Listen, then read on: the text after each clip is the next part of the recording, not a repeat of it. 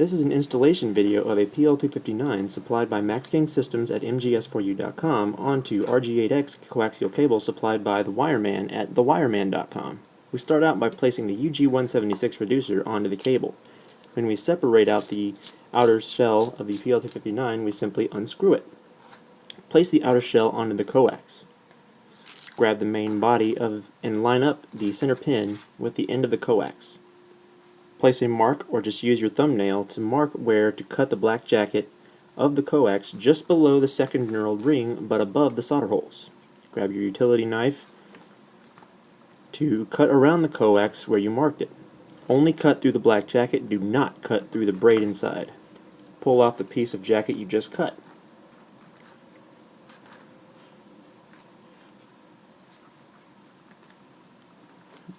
Now grab the reducer that we just put on the cable and slide it up to the bottom where you cut the jacket. Begin separating the braid into their individual strands. The better you do at this step, the less opportunity for a short later on. Fold the separated strands of braid back onto the reducer.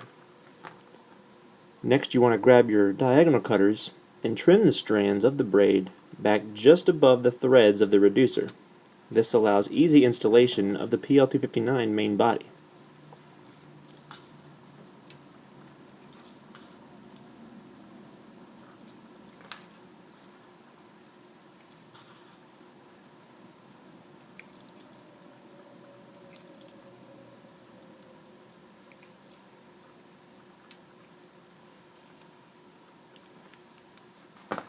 Grab your knife or utility blade and cut through the insulator of the coax about 1/8 of an inch above the reducer.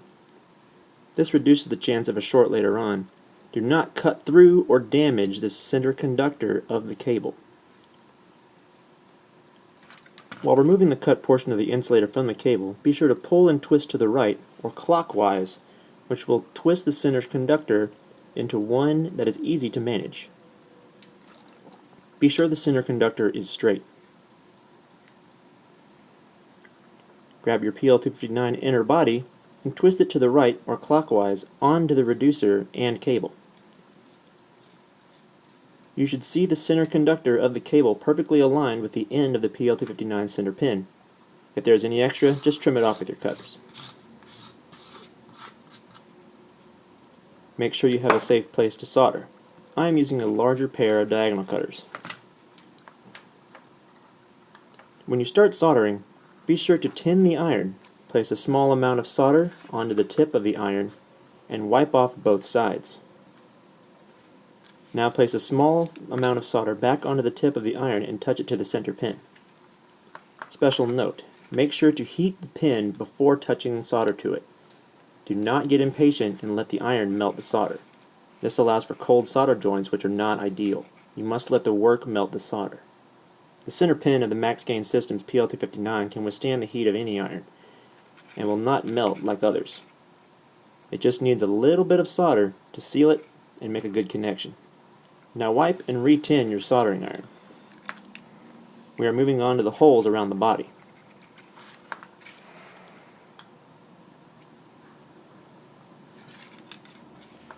Touch your iron to one side of the holes, which allows for half of the hole to remain free. Once the work is hot, melt the solder. Place the solder on the work, but not the iron. Use just enough solder to fill the hole.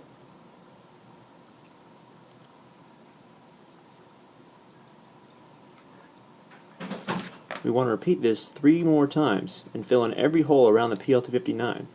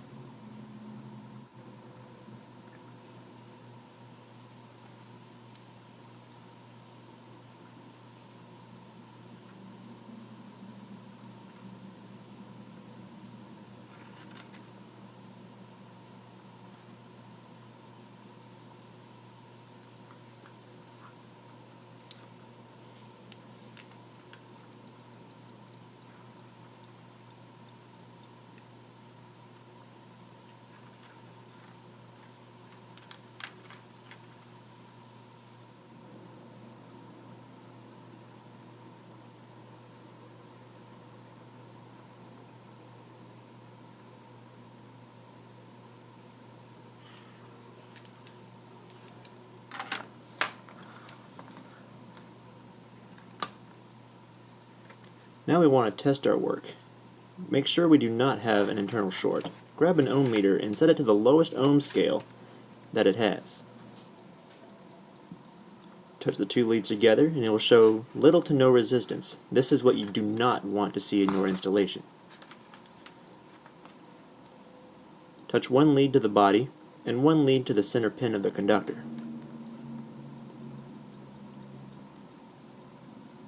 My meter is reading that there is infinite resistance, so my installation is working perfectly. Be sure to turn off the meter when done to conserve its battery. Now be careful and do not touch the main body of the PLT59, but grab the outer shell we placed on the cable earlier and slide it up the PLT59 body. It will transfer heat quickly, so let the connector cool before attempting this. You have just completed the installation of a PLT59 connector onto RG8X coaxial cable.